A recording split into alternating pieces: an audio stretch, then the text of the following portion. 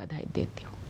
हम सभी के लिए एक गर्व की बात है कि स्वाधीनता दिवस और गणतंत्र दिवस सभी भारतीय उत्साह और उमंग के साथ मनाते हैं।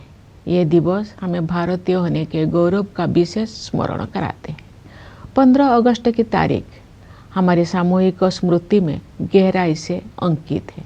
औपनिवेशिक शासन की लंबी अवधि के दौरान देशवासियों की अनेक पीढ़ियों ने ये सपना देखा था कि एक दिन देश स्वाधीन होगा।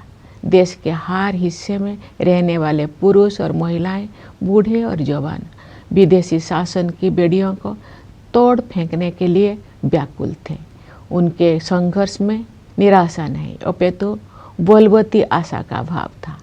आशा का वही भाव स्वतंत्रता के बाद हमारी प्रगति को ऊर्जा देता रहा। कल जब हम अपने त्रिरंगे को सलामी दे रहे होंगे तो हम उन सभी स्वाधीनता सेनानियों को भी श्रद्धांजलि अर्पित करेंगे जिनके बलिदान के बल पर 78 साल पहले 15 अगस्त दिन भारत ने स्वाधीनता हासिल की थी। अपनी स्वाधीनता का पुनः प्राप्त करने के बाद हम एक ऐसे लोकतंत्र के मार्ग पर आगे बढ़े जिसमें सभी वयस्कों को मतदान का अधिकार था। दूसरे शब्दों में कहे तो हम भारत के लोगों ने अपने नियति को स्वरूप देने का अधिकार स्वयं को अर्पित किया। अनेक लोकतांत्रिक व्यवस्थाओं में जेंडर, रिलीजन तथा अन्य आधारों पर लोगों के मताधिकार पर पाबंदियां होती थी, परंतु हमने ऐसा नहीं किया। चुनौतियों के बावजूद भारत के लोगों ने लोकतंत्र को सफलतापूर्वक अपनाया। लोकतंत्र को अपनाना हमारी प्राचीन लोकतांत्रिक मूल्यों की सहज अभिव्यक्ति थी। भारत भूमि विश्व के प्राचीनतम गणराज्यों की धरती रही है। इसे लोकतंत्र की जननी कहना सर्वथा उचित है। हमारे द्वारा अपनाए गए संविधान की आधारशिला पर हमारी लोकतंत्र का भवन निर्मित हुआ है। हमने लोकतंत्र आधारित ऐसी संस्थाओं का निर्माण किया जिनसे लोकतांत्रिक कार्यशैली को मजबूती मिली। हमारे लिए हमारा संविधान और हमारे लोकतंत्र सर्वोपरि है। अतीत पर दृष्टिपात करते हुए हमें देश के विभाजन से हुई पीड़ा को कदापि नहीं भूलना चाहिए। आज हमने विभाजन विभीषिका स्मृति दिवस मनाया। विभाजन के कारण भयावह हिंसा देखी गई और लाखों लोग विस्थापित होने के लिए मजबूर किए गए। आज हम इतिहास की गलतियों के शिकार हुए लोगों को श्रद्धांजलि अर्पित करते हैं।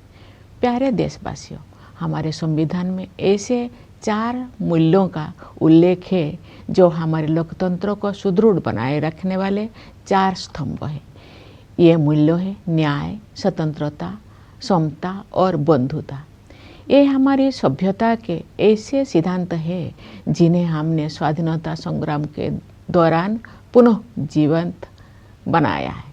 मेरा मानना है कि इन सभी मूल्यों के मूल में व्यक्ति की गरिमा की अवधारणा विद्यमान है। प्रत्येक व्यक्ति समान है और सभी को ये अधिकार है कि उनके साथ गरिमापूर्ण व्यवहार हो। स्वास्थ्य सेवाओं और शिक्षा सुविधाओं तक सभी की समान पहुंच होने चाहिए। सभी को समान अवसर मिलने चाहिए। जो लोग पारंपरिक व्यवस्था के कारण वंचित रह गए थे, उन्हें मदद की जरूरत थी।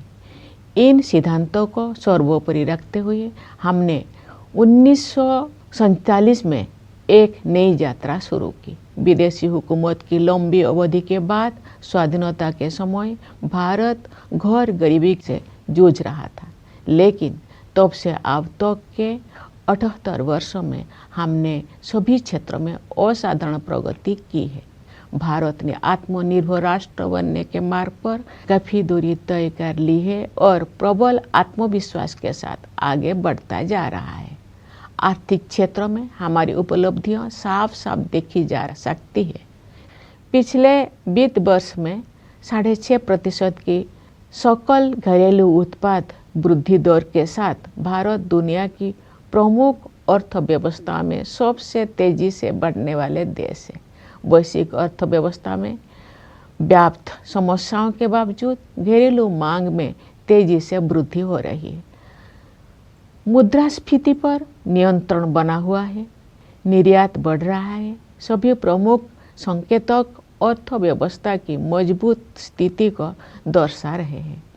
ये हमारे श्रमिक और किसान भाई बहनों की कड़ी मेहनत और समर्पण के साथ साथ सुविचारित सुधारों और कुशल आर्थिक प्रबंधन का भी परिणाम है। सुशासन के माध्यम से बड़ी संख्या में लोगों को गरीबी से बाहर निकाला गया है। सरकार गरीबों के लिए अनेक कल्याणकारी योजनाएं चला रही है। जो लोग गरीबी रेखा से ऊपर तो आ गए हैं लेकिन मजबूत स्थिति में नहीं है, उनको भी ऐसे योजनाओं की सुरक्षा उपलब्ध है ताकि वे फिर से गरीबी रेखा से नीचे ना चले जाए। ये कल्याणकारी प्रयास सामाजिक सेवाओं पर बढ़ते खर्च में परिलक्षित होते हैं। आय की असमानता कम हो रही है, क्षेत्रीय असमानताएं भी कम हो रही है।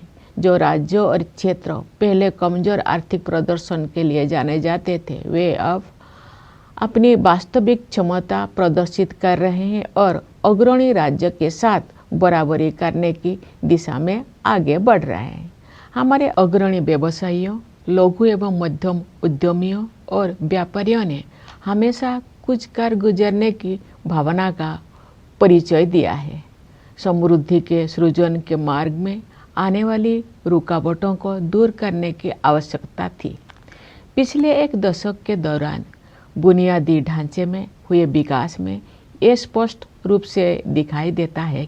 हमने भारतमाला परियोजना के तहत राष्ट्रीय राजमार्ग नेटवर्क का विस्तार और सुदृढ़ीकरण किया है। रेलवे ने भी नवाचार को प्रोत्साहन दिया है तथा नवीनतम टेक्नोलॉजी से युक्त नई तरह की रेलगाड़ियों और डिब्बे का उपयोग किया जाने लगा है।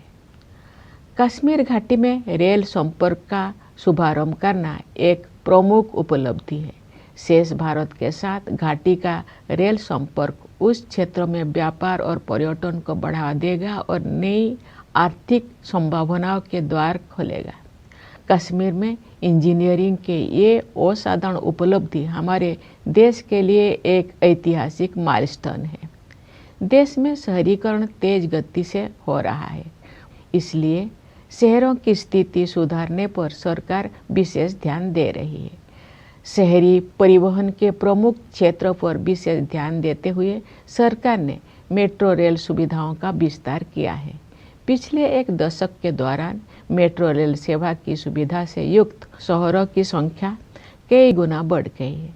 शहरों के कायाकल्प और शहरी परिवर्तन के लिए अटल मिशन यानी अमृत ने ये सुनिश्चित किया है कि अधिक से अधिक घरों में नल से पानी की भरोसेमंद आपूर्ति हो और स्टोरेज कनेक्शन सुविधा उपलब्ध हो। सरकार ये मानती है कि जीवन की बुनियादी सुविधाओं पर नागरिकों का हक बनता है। जल जीवन मिशन के तहत ग्रामीण घरों में नल से जल पहुंचाने में प्रगति हो रही है।